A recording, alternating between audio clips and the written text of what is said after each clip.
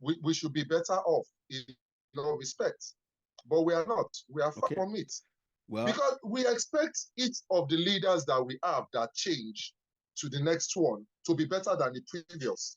But that is actually not what is happening. Each leadership that we have, we always say, I wish this person was still there. Obasanjo came, he left. We said, Jonathan was bad, that Obasanjo was better. Jonathan left, Buhari came. We said, Jonathan would have stayed back. Now Buhari has left. Tinubu has come. We are now saying, Buhari should have. So is it that we cannot get better? I think our problem is about the things we refuse to talk about. Okay, yeah, there are so many things ailing our country that we refuse to talk about.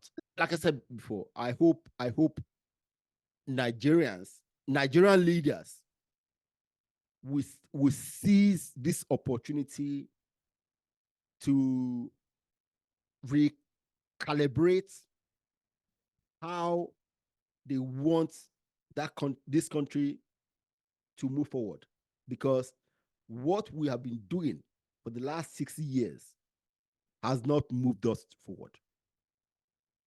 See, the things that we have refused to discuss, if we continue refusing to discuss it, we are only going to take another 60 years.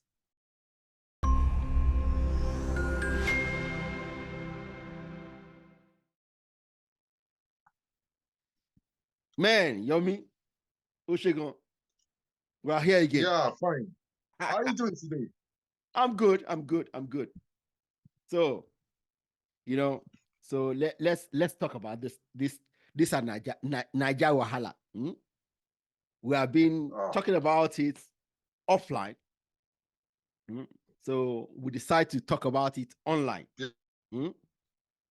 Because, see, in the last few days, about a week now, our NLC protesters were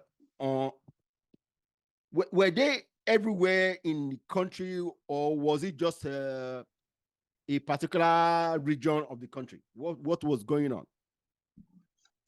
Well, basically, as far as I know, the protest basically took place more in Abuja. I don't know how much the impact was in Lagos, but I'm not privy to that information. But I knew that there were pockets of protests in Abuja. Okay. So it's not as widespread as I saw on the internet. Yeah. Okay. So let's start from the beginning. The protest and all that comes from the removal of first subsidy and then floating the currency. So tell us, what's your view about that first subsidy removal? Okay, let me start this way. I really don't have anything against the fuel subsidy, right? In this sense, don't let me say I don't have anything against the fuel subsidy. Proud to now, we have noticed that based on statistics, the country has lost a lot of money from fuel subsidy sponsorship. Let me put it that way. And that has been due to the fact that there have been fraudulent claims, especially those who will not even bring the commodity into our shores, but tender documents to claim subsidy from government. And that has actually gulped millions of Nigerian naira, money that was supposed to have been used for infrastructure and stuff like that. So the fuel price has been reaching the common man for approximately 145 or thereabout prior to the removal of subsidy.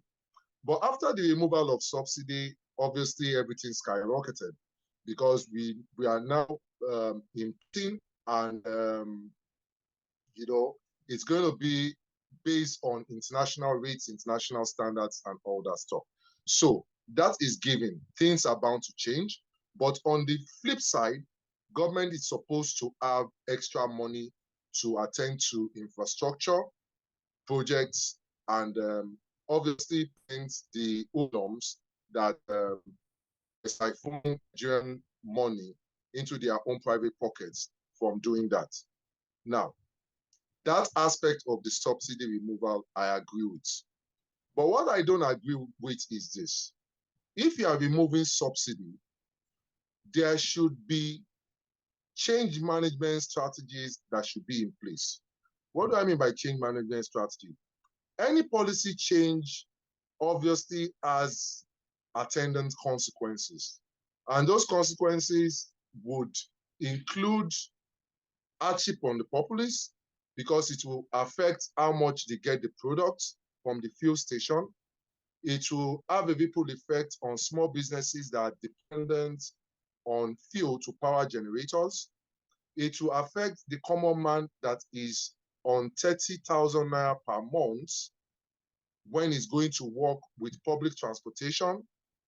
It will have a ripple effect on all aspects of our micro and macro economics as a whole. What I expected the government to do is first do a reasonable forecast of the consequences of their actions and attend to how to, mitigate those ripple effects so that the impact on the average man collecting 30,000 naira per month will not be that grievous.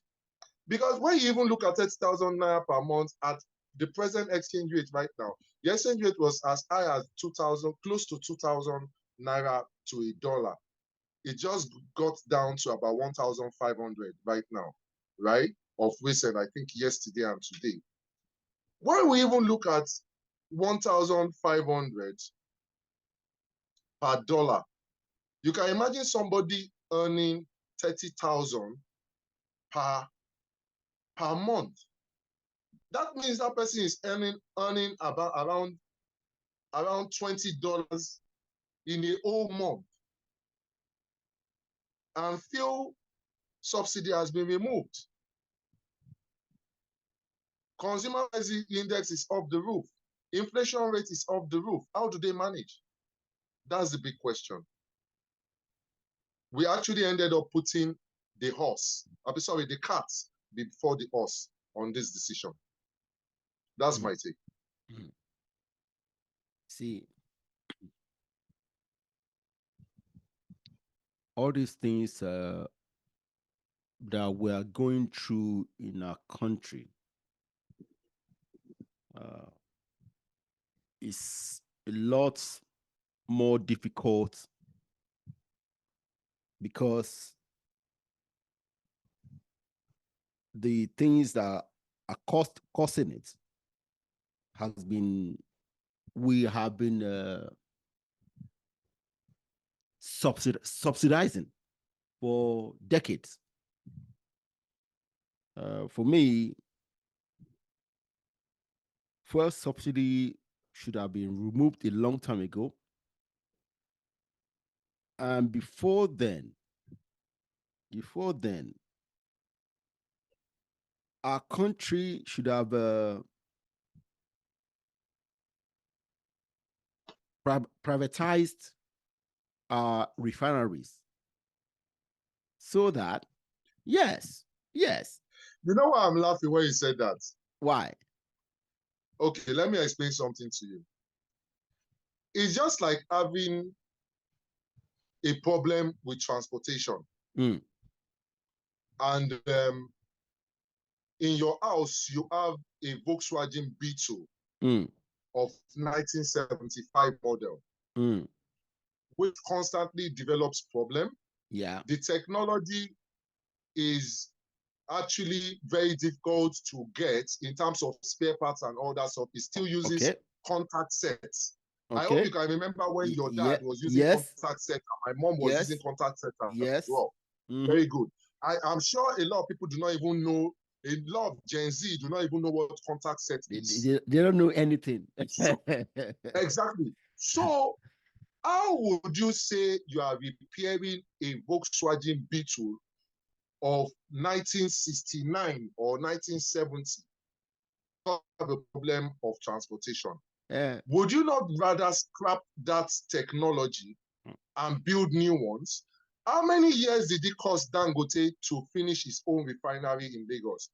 How many years will it cost Boa Group to finish their own refinery in I think it's in the east or the middle belt that they are building theirs? You see, you cannot continue whipping a dead horse and expecting it to run. It doesn't make sense. It's not pragmatic. I will never support privatization of those refineries. I would rather scrap them and build new ones on that same location. No, I disagree. See, for me, the government has no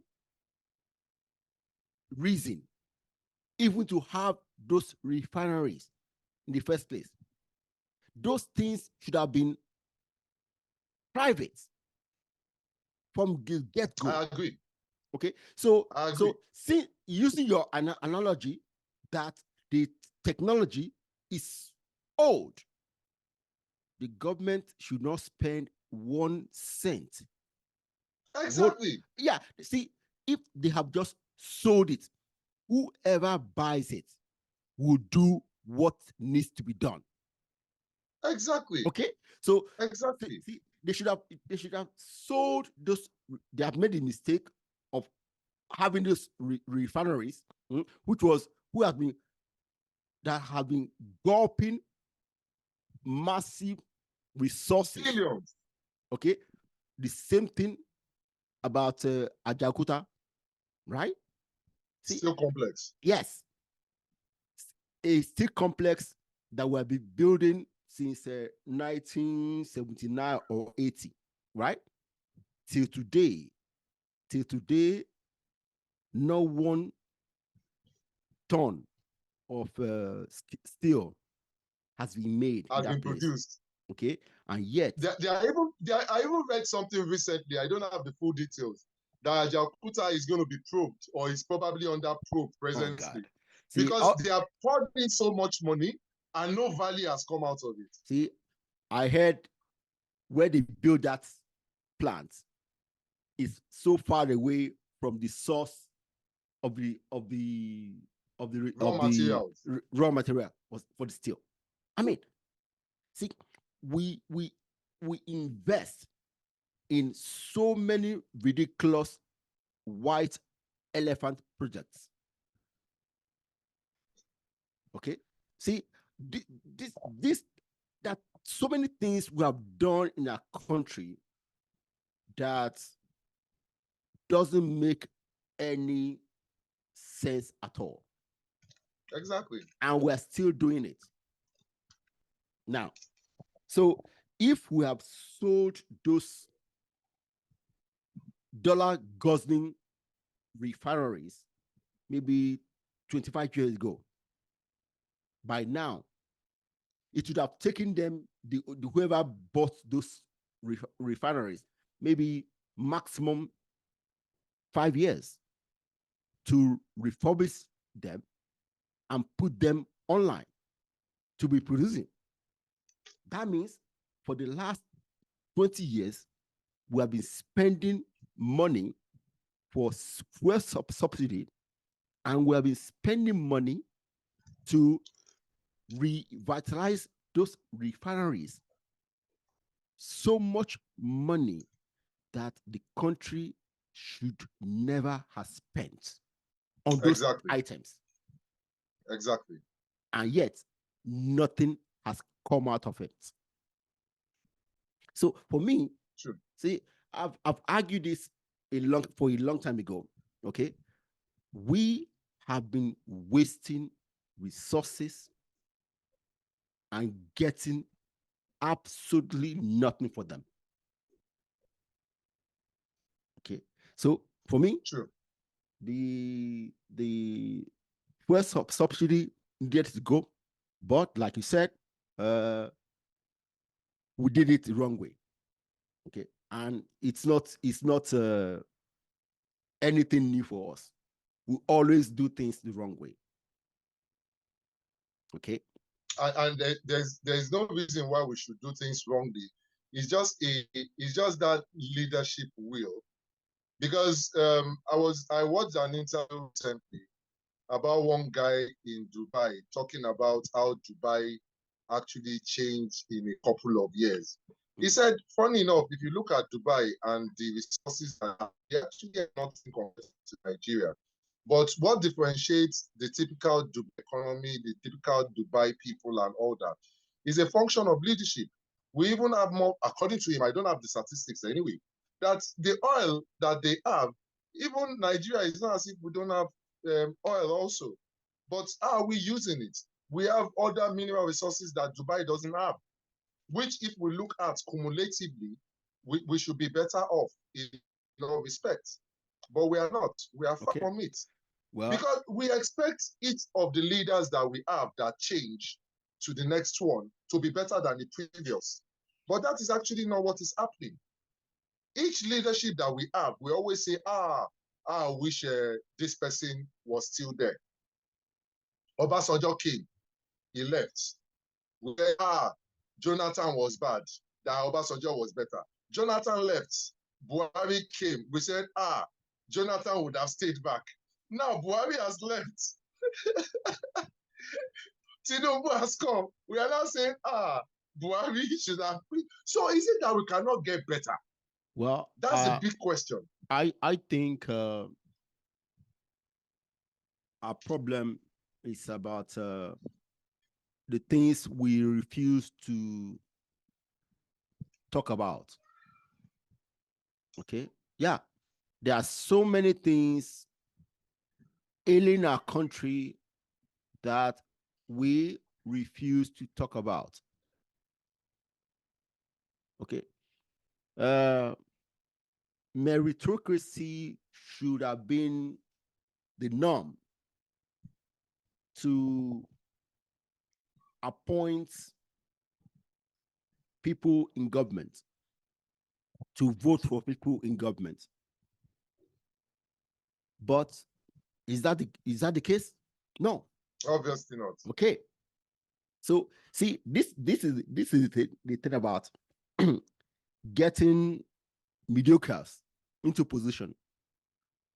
You know what they do? They also enable people like them to get into position. Of and course. Then in a short space of time, they surround themselves with people like that.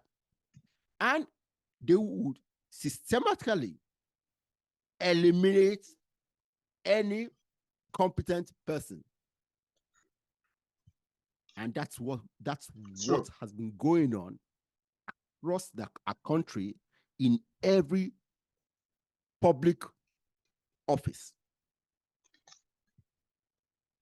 We have mediocres, corrupt people running everything in our country. And a few competent, honest people has been pushed out or have been suppressed. These things we don't want to talk about. And until we are brave enough to look at it in the eye and say, no, you have been holding us back for 60 years, and address it. Very few people are ready to talk about it. Yeah. Not only in Nigeria, even Africa. Okay, because I talk to a lot of people from different African countries. Okay, and I hear the same kind of rhetorics that we spill in Nigeria. They also spill it. And until we do this, we talk honestly about the things that are ailing us. We can't take the right actions, because instead of addressing the root cause of this thing, of those things, we just put one plaster on a small wound to cover it. But the main thing that caused the wound, we don't want to address. I mean, we are in trouble. Okay. It's a tough one. It's really a tough one. It's really a tough one. So see, I hope I'm just hoping. That's what we always do, hope. Because I'm hoping that this current situation, our leaders will open their eyes and see we are not going anywhere without addressing these things. And if we are, there's no guarantee on that. Okay. There's no guarantee on that, bro. There's no guarantee on that. As far as I'm concerned, I don't want to be a pessimist, but I can't see any concrete move right now, because it seems we don't even understand basic economics. Our leaders don't understand basic economics. I'm not saying that I understand it more than they should, but at least I understand what should work and what they are doing presently that is not working. Let me give you a very quick example, right? Recently, I think it was late February, the CBN had the periodic monetary policy rate meeting.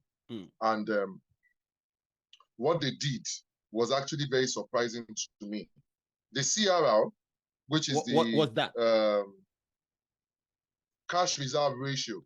Okay. That dictates how much the bank should have as cash reserve with the CBN that they do not touch to manage their liquidity. Right? It was increased from 32.5% to 45%. Right? Now, what this means is that when you are increasing cash reserve ratio, CRR, what you are trying to do is, it's supposed to be a inflationary measure to reduce the cash supply in the system. In the system. So when cash supply reduces, right? Obviously, if there is less cash in the system, there will be technically there's supposed to be a reduction in prices.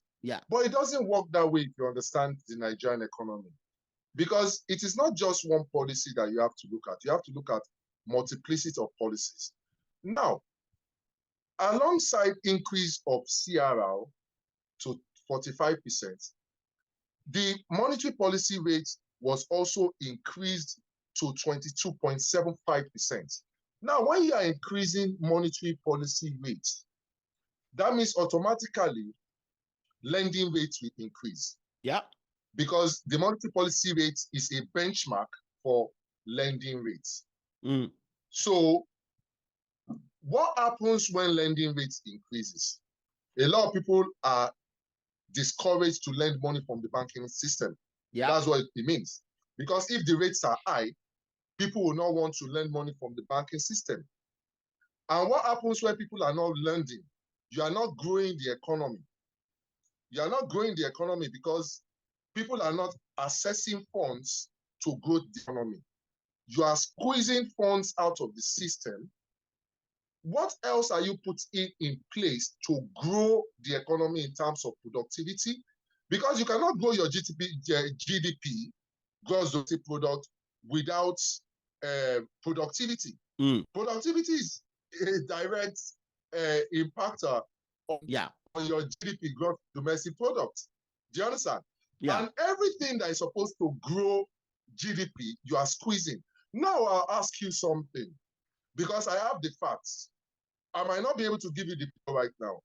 There has been no point that the government has actually increased monetary policy rates and actually also increased cash reserve ratio, and it has directly had a positive impact that was visibly seen, right? Inflation in the country. Yeah. Let me shock you. Let me shock you when I'm talking about inflation. Now, as at 2024 January, inflation rate in Nigeria was 35.41%. That is even a modest figure, because I was giving you some figures the last time we spoke. Yeah. So this figure of 35% will not even work. How can Indomie that I bought in November, a carton of Indomie that I bought in November 2023 at 5,000 naira, be sold for 11,005 as I'm speaking with you right now? That's down 100%. And Indomie is about one of the most stable food products that we have in the country. I'm talking about food inflation. I'm giving you a figure of 35% here. It doesn't work. It doesn't make sense. It doesn't have a correlation. As I'm speaking with you, right, with an all-time high in our CPI, that Consumer Price Index, at 606 points, compared to the low-term, the lowest point that we were in 1995 at 14.35 points. You can imagine the difference of 14.35 points to 660 points in 2024. I'm not saying things should not get worse, but when things get worse ridiculously, it doesn't make sense. I don't know whether you get my point. Yeah. And see, all this is because productivity in our country has not improved. Productivity has declined. The young people. But how would productivity improve when even the infrastructure that is supposed to be acting as catalyst for productivity are not there? Yeah. How much megawatts have we improved on right now? Okay. In Nigeria, have we actually improved on it? And energy, even if you solve the problem of energy, you have solved probably like 30 to 40% of the main problems that we have in terms of growing the SME business in Nigeria. Oh, yeah. You have solved probably 30 to 40. No, I'm just putting it modestly because there are other factors. There are other factors like taxation. There are other factors like infrastructure, road infrastructure, and access to raw materials. And there are other factors. That's why I'm even saying energy. Let's give it 30 to 40%. Yeah. Yeah. I mean, see, this is one of the things I've talked about in my other YouTube channel. You see, for me, we as Nigerians and Africans as a whole, we rely on the government for everything. And unfortunately, that has kept us backward. The government and its institutions is just there to create the enabling environment and allow you and I to go out there and do things, to provide products and services for each other. But because somehow we bought into this thing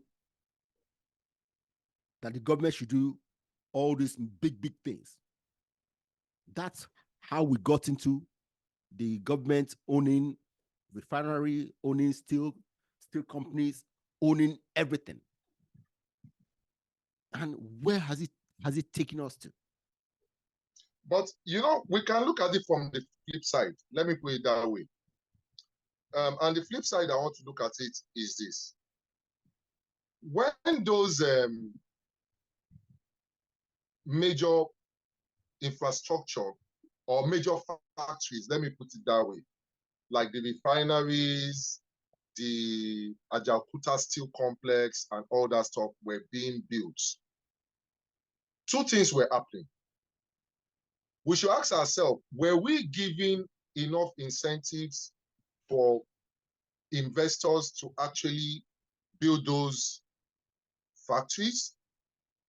As at that time, in the 60s, 70s, and all that stuff, when all this were going on, what we preferred to do was embezzle public funds, take it abroad, go and invest in other economies. Yeah. People did not even have confidence in investing in the Nigerian economy in the first place. No. Back then, the private sector is not confident about investing in the Nigerian economy as at that time, what do you think will happen? Is it not just of recent that people like Boa Group and Dangote are getting more confidence investing in this country? Well, do you understand? You are talking. See, back then, we didn't have local investors. Okay, we didn't have. That's the truth. Okay, we didn't have local investors who could invest like Dangote and Boa Group. Okay, we didn't have back then. But just if we have created the environment, foreign investors could. I mean, we had so many foreign investors in Nigeria. That's exactly what I was talking about. Okay, we had them, but then what happened to them? What happened to in the PAN? What happened to PAN? What happened to Volkswagen? Yeah, we were once upon a time, we were actually assembling Volkswagen vehicles in Nigeria. Once upon a time, we were assembling vehicles in Nigeria. What happened? The environment. Go too far talking about Volkswagen and PAN. Of recent, do you know how many pharmaceutical multinationals have left Nigeria? Okay. Procter and Gamble have left. Okay. GlaxoSmithKline has left. I mean, and so many other ones are doing press up to leave. I can't imagine. I can't imagine that in 2024, when we should be bringing more and more of these companies into a vibrant and dynamic Nigerian economy, okay, they are actually leaving. Because the infrastructure is not there. Even let me even, do you know even Nestle made a loss because of forex losses, exchange rate losses. They import predominantly a good number of their raw materials. Why should they be importing? Why should they be importing the things? They shouldn't be importing the things. Okay, let me correct myself. They shouldn't be importing the vast majority of their raw materials for the things they produce in Nigeria. Well, there are several ways you can look at it. Yes, you are correct that they shouldn't be importing the vast majority of things that we can produce in Nigeria, yes, especially things like cocoa, which is one of their major sources of raw material.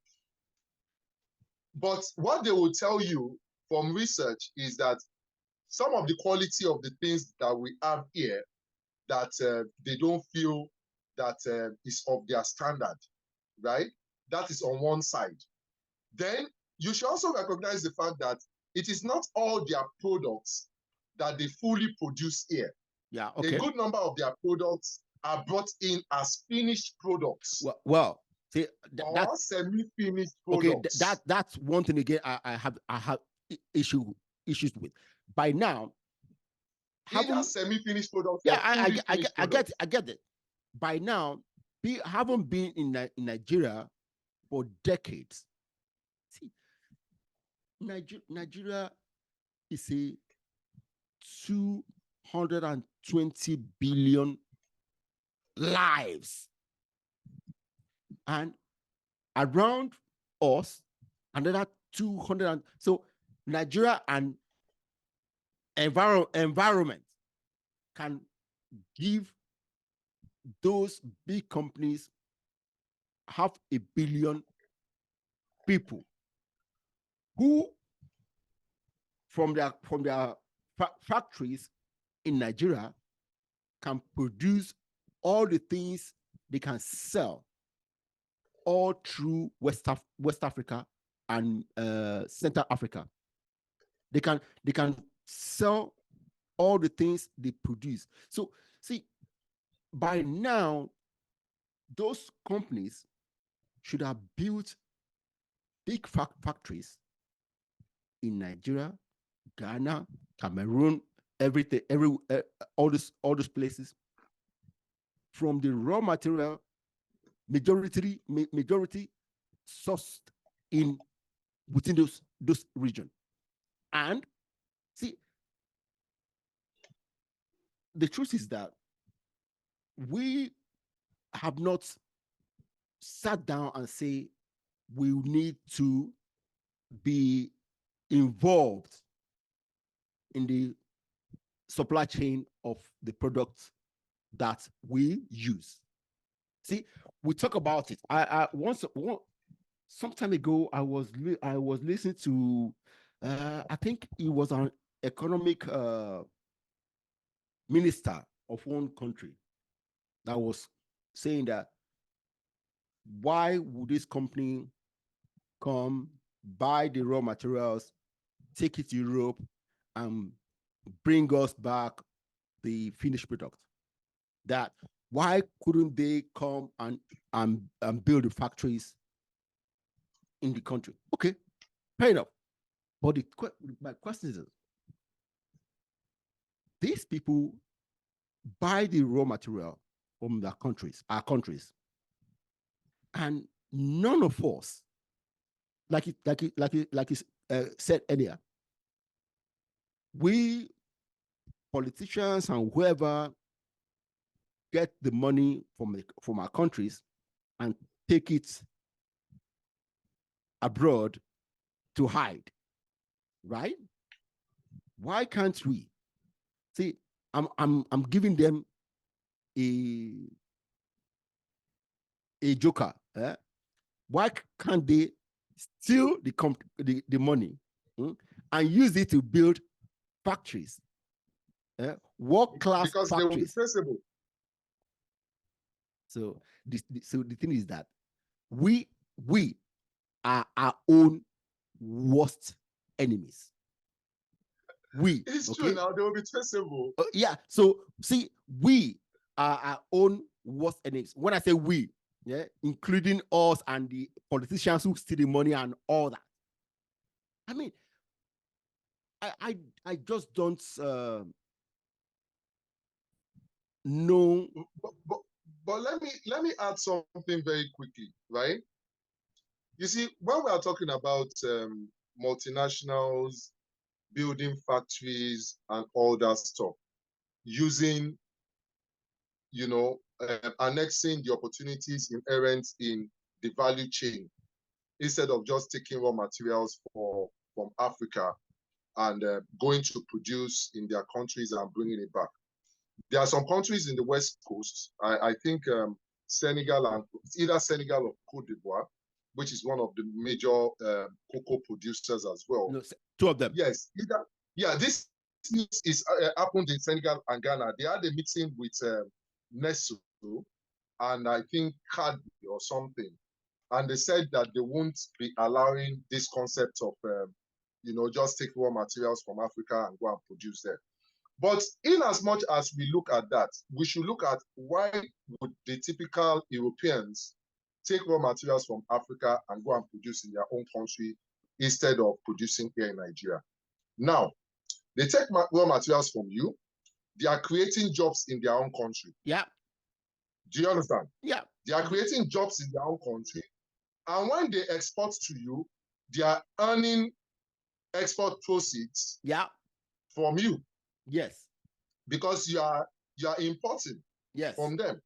So why would they want to lose the jobs they are creating in their own country? Do you know how many people will lose jobs if the whole value chain is locked down in Africa for cocoa product? Let's even say chocolate alone.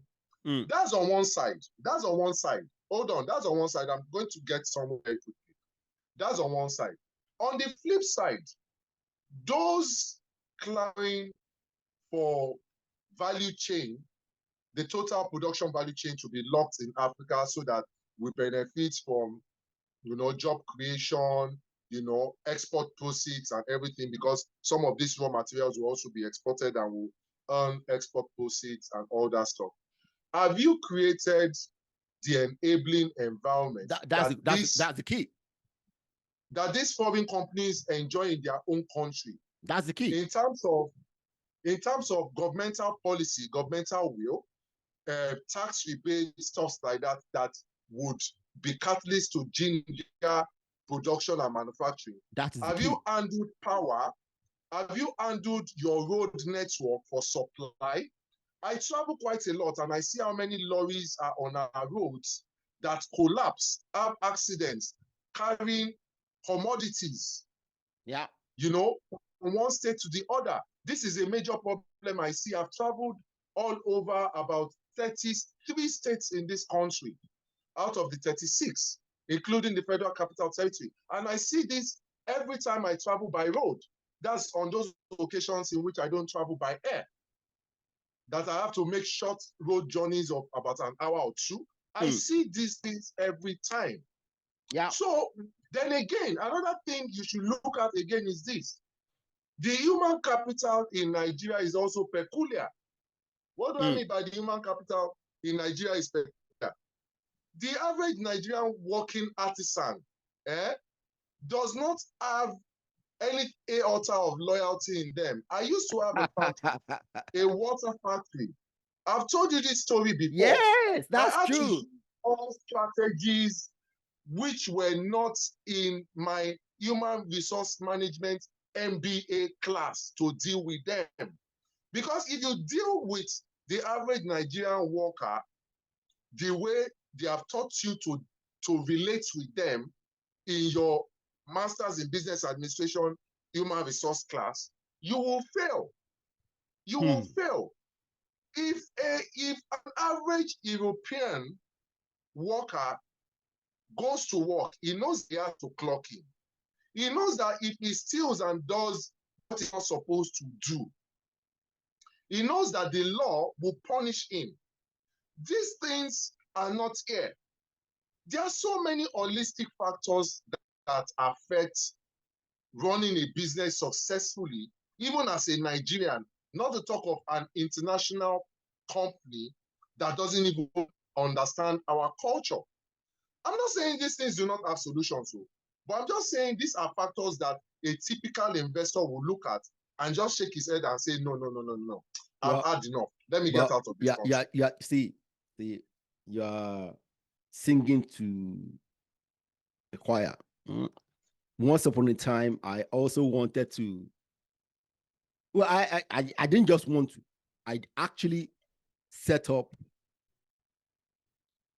a business, and I invited 2 friends. I'm sorry I didn't invite you. Okay. I set up that business just barely 6 months before I had my injury. Right? I had my injury and I visited Nigeria in 2012, the next year. And I set up the business, and with those guys, each of us had 33% of the business. And these guys visited me in my father's house to see me. Good. And back then, I couldn't speak. Okay. And a few years after, I realized that they have taken the business, at least company, the registered company, they have taken it over and removed me. I set up the business. I called them from London to tell them, guys, this is what I see, and I want to do this. I set it up. And I invited them to join me. But just because I had an injury, they removed me from the business I set up. Unfortunately, but if our legal system was okay and as efficient okay, as it is in the Western world, they would have paid out of their nose. Good. But So they did. exactly. So they or gone to jail. Good. So they did it. They used a backhand, whatever. They just went to whoever and they took it over. But for me, it doesn't matter to me because they didn't get I had the idea. And unfortunately I didn't share so many of the things I wanted to do. Okay. And they don't know, they didn't know what to do with it. So they haven't done anything with it, and that business is dead. Okay. So what I'm saying is this, like you said, we have issues with loyalty and the law. Okay. We don't have, see, all these things we're just talking about is about the enabling environment to do business in Nigeria. Exactly. That's it. Okay. All exactly. These things we're just highlighting exactly. Is that. Okay. Now, these things are things that the government should do. It's the government job was not about owning refineries. The government job was not, and is still not about owning Ajakuta steel complex. Okay, the government's job is to build and maintain the business environment and to allow ordinary people and investors to come in and sit on the platform of the environment created and maintained by the government to do business. Exactly. And that's what we don't have. And yeah. until we have it, we still we'll continue suffering. Yeah. Okay? The government cannot just sit down anywhere and decide. Well, they can do it, but let's see how it works. They can't just decide, oh, the exchange rate of naira and dollars is 1-to-1. Okay. Until we start producing and selling, our exchange rates, unfortunately, will not come down. You know, it's unfortunate that our people are suffering, but the suffering is crazy. It's crazy. It's crazy. See, my father is a retired person. Okay, he lives by his pension. Okay, I mean, so I know what this thing is. Yeah. Right. So I can't imagine how, like you mentioned, people who are on minimum wage. 30K naira is just about $20. That's about $20. So you can imagine what $20 in a whole month for a family person will fetch you. And yet you expect people not to rob. You expect insecurity not to be all over the place. It's it's something else. Well, let's hope for the best. See I don't hoping for to the me, best. I've initiated In fact, a long time ago, I've initiated a plan, which is to your tent, O Israel.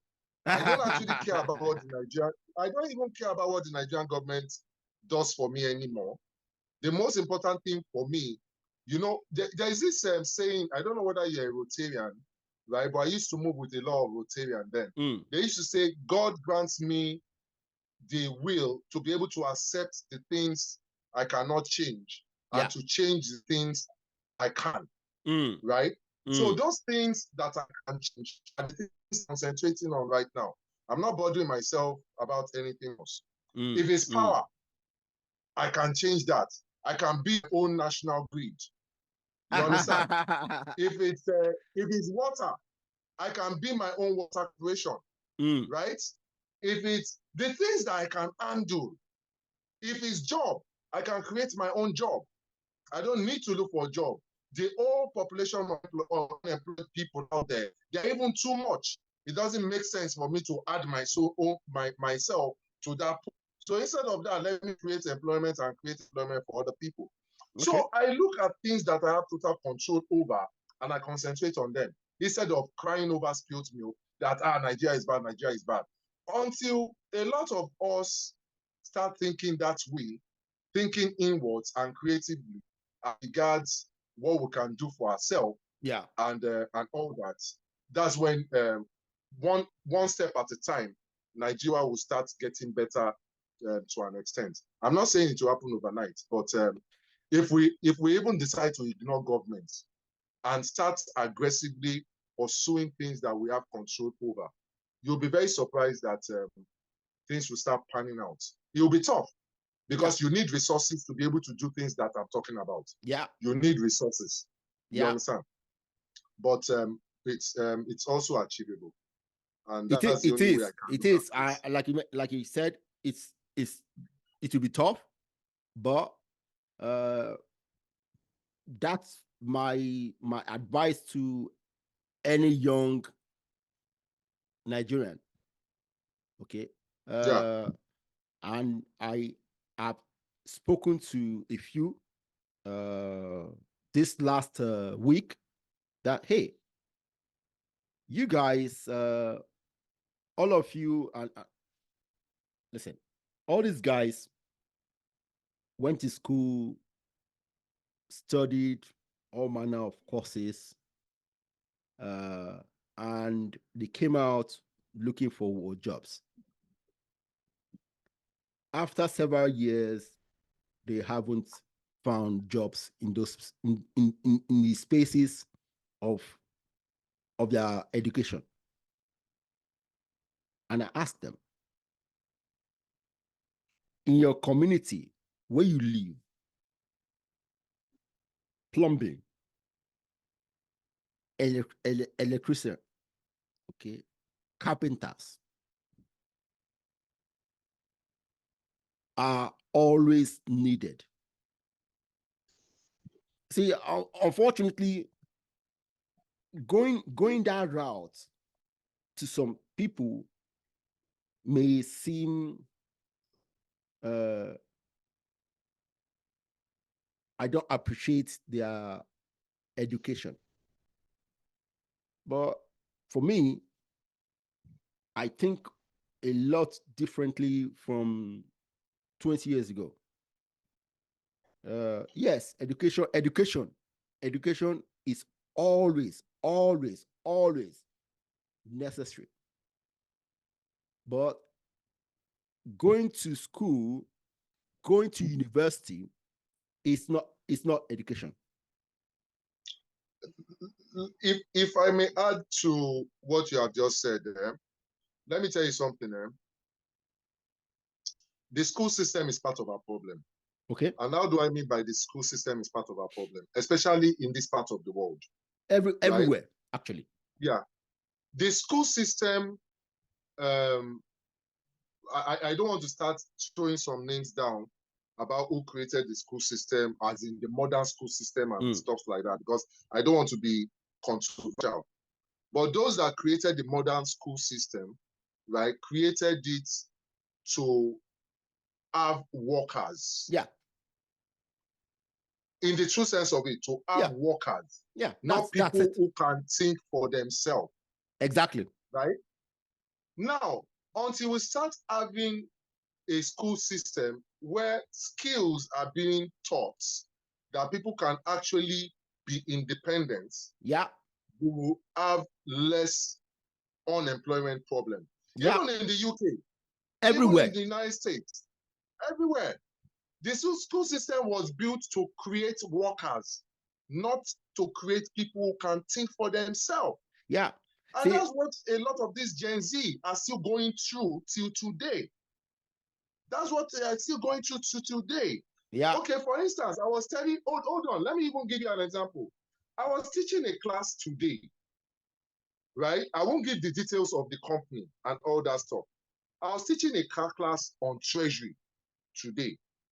And part of the curriculum contained financial arithmetics, right? And you know, all those formulas and all that stuff were there, you know, principal times time times this, you know, all those formulas were there. And I told myself, Treasury has softwares, applications, systems. You will never use this thing that you want me to teach you for one day. It's just like, Mr. Baye, can you tell me the last time you use algebra in your day-to-day living? Well, I use it often, actually, because algebra. That's oh yeah. What did you use algebra to do? See, for me, since I had my stroke, right? I'm more what I can relate to mostly, is mathematics. Okay, you know what? You're a peculiar person. So let me make my point. No. Yes, I am peculiar. Yes. You're a peculiar person. Yes. The average person, 99.999% of the world population, I am sure they cannot tell you that after graduation, they have used algebra actively once a month. Well, that's true. That's true. And that's bad. For me, that's bad. Because there is no, the point I'm trying to raise is this. We learn a lot of things that we will end up not using in our practical day-to-day life. Yes. And the things that we are supposed to learn, that are supposed to add value to our life and put money in our pockets, we are actually not learning. Agreed. I agree. Okay. That is my point. I do agree. Yeah. So I agree. We see, like you said, for me, education is key. Okay.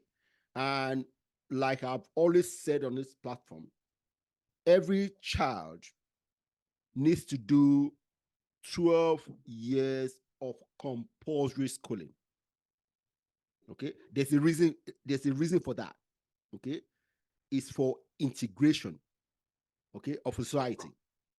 Now, the curriculum in the later 6 years needs to change drastically from what it is today. Okay. For me, for example, history must be one subject that every student must do throughout. But they have cancelled history in schools. See, that's a problem with us. Okay, what we need to do. History in schools. What we need to do. At least in schools in Nigeria. Yes, that's the problem. See, for me, history, maths, language, right, logic, must be compulsory. Compulsory. Then we need to add woodwork. See, we used to have those things, woodwork, metalworks in secondary school. But yes, see, technical drawing. Because see, our secondary school should teach skills. There are so many young children who are not academically inclined, okay, and they just push them aside as if they don't matter. That's very, very wrong. Okay, so our secondary school curriculum needs to change to include all the dimensions of intelligence that human beings bring to the table. Okay, see, we don't need to have everybody start in one school and finish in that school. No, when you get to maybe your third year in secondary school and it's shown that you are more inclined to do certain things, then your next 3 years should be in a school that specializes in those things.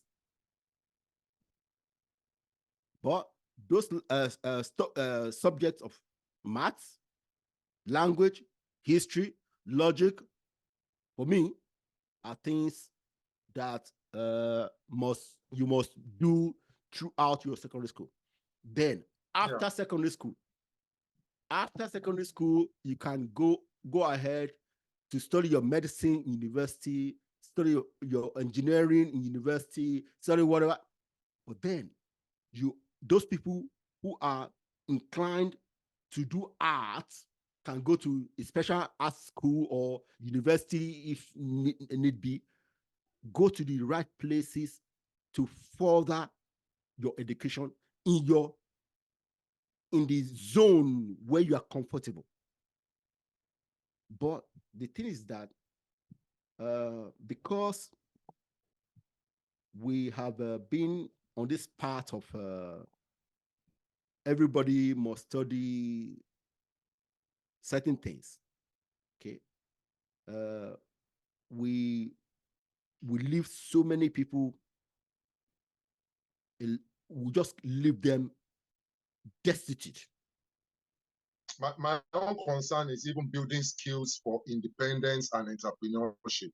Yeah. That's the most important thing for me, so that the problems of unemployment will reduce. We don't continue churning out graduates who are going to be flooding the job market instead of creating jobs that they and their colleagues can either do together or do individually. We are just creating graduates that have no skills to stand on their own. Yeah. That's my major concern. Yeah. I agree. Concern. I agree. Yeah. I agree. See, these things are, I mean, especially for us, especially with our population. I mean, we have so many young people who don't have skills. But the country needs a lot of people who have those skills, because to develop the country, right, we need to build houses. So all these skills that we need to build houses, to build roads, to build everything, we cannot import toothpick now, and tomorrow we now start importing electricians. So we another need to do thing things. that we need to aggressively look at is where the world is going. Yeah. What do I mean by where the world is going, right? A lot of our institutions should be actively involved in being new age responsive. I will say again, what do I mean by new age responsive and where the world is going? The world is shifting to data as the new oil. Data as the new oil. Data analytics, data science, AI, that's artificial intelligence. Yeah. This cyber security, you know, these are areas that we should be actively encouraging our young people to even go into.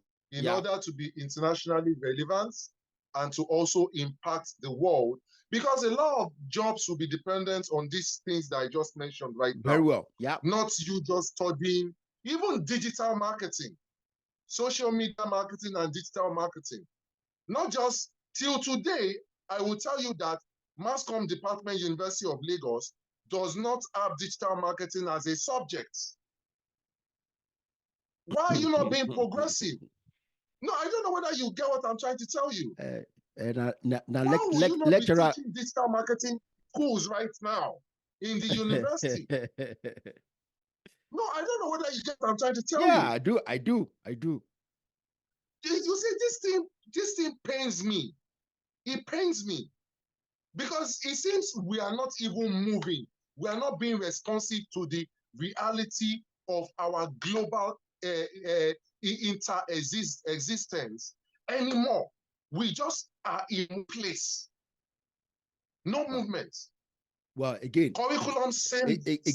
Again, I will say this. I will say this again. It's because until recently, our university education has been government. So the same thing that has hindered our refineries are hindering our federal government universities. Yeah, some private universities have started adding these courses that are yes about. Lot of the private universities are being responsive now. Yes, because they are responsible to the people who pay them. Yeah. Yeah. So that's it. That's it. Anyway, I wanted to ask you about, do you know anything about, I saw that Abia State have built an electricity, whatever was it, plant. That now Abba will have 24-hour electricity. Yeah, our mutual friend, I won't give you his name, who works for Afrexim Bank. Okay. Was actually in the country, Nigeria, in Abia. Okay. Yes, I don't want to mention his name. You obviously know who I'm talking about. Mm-hmm. But I don't think it would be nice mentioning his name. Don't do that. Exactly. So that's why I also did not mention his name. But he came to commission the power plants. Okay. We didn't talk about the details of the deal, but obviously they were the one that financed it and all that stuff. And I did not, we did not discuss at length. Like that. Let some of the problems solved. Let some of these problems of power and all that stuff be solved. If they can do that, other organizations like African Development Bank, IMF, even World Bank, if they can do some developmental projects all over Nigeria, obviously the power problem will start reducing and the economy will grow. Because power is actually one of the major problems that we have. Yeah, it is. And it's a nationwide problem. So it was a good thing that the bank did that. And I wish about the best. I don't know why Lagos State could not have done such a partnership to save us the best and all that stuff. But now the funny thing is that there are dynamics to these things. In the sense of the agreement we have with the national grid, whatever power you produce, you still need to supply the national grid for distribution. No, I heard that has changed. Because I brought it up. I brought it up with someone last year, and they told me no, that now the new model is that you only feed the power grid, national power grid, after you have taken the, if you have extra, okay, and you want to use. Yes, and I was listening to the governor of Abia, Governor Alex Oti, I think. Yeah, yeah. OT. I was Yeah. listening to him, and he was saying that they will feed about 8 point something kilowatts into the national grid. Yeah. I was Okay. listening to him a few days ago. But my point is this: like I said, if Abia can do that, Lagos. Yeah. I mean, it's a no-brainer. Yeah. Lagos for me, Lagos should have been the first state. This is a commercial hub of Nigeria Yes. now. It's a commercial hub of Nigeria. So if Lagos is not enjoying full power, who should be enjoying it? But no Well, big deal. They are more connected now than we are. So it's all good. It's all good. man. When your neighbor is happy, be happy for them as well. Yes, be So happy I'm for happy them. for Abia State. Wow. I'm happy for Abia State. It will come to us one day. No problem. So see, Wow. for me, this Buhari in Nigeria is I like I said before, I hope Nigerian leaders will seize this opportunity to recalibrate how they want this country to move forward, because what we have been doing for the last 60 years has not moved us forward. See, the things that we have refused to discuss, if we continue refusing to discuss it, we are only going to take another 60 years. Well, I just hope they will start thinking differently, instead of just I hope so too. continue what they're doing that hasn't worked. I just hope so too. I hope so too. I really hope so too. I don't know. So do you have any other thing you want us to discuss? No, not really. Not really. We should just, as I said, everybody, things that are under your control, concentrate more on that. Yeah. Than things that are not under your control. I think that is one important thing that will also get a lot of people out of the feeling of frustration, because the feeling of frustration is actually deep right now. Yeah. In a lot of people. That's the best I can say. That's the best I can say. I don't want to antagonize anybody. I don't want to antagonize any government, right? Because I know that one man, it takes a collection of leaders, not just one leader. Yeah. Right? The people that he surrounds himself with also, they matter. You understand? So, well, just concentrate on things that you have control over. That's the best I can say right now. That's the best. Okay, Yomi. Yeah, thank you so much, bro. Yeah, you guys are trying. I'm telling. Yes, I would like to you. You guys are trying. It is well. All right, man. All right. Take care, man. Take care. Bye. Bye. Yeah.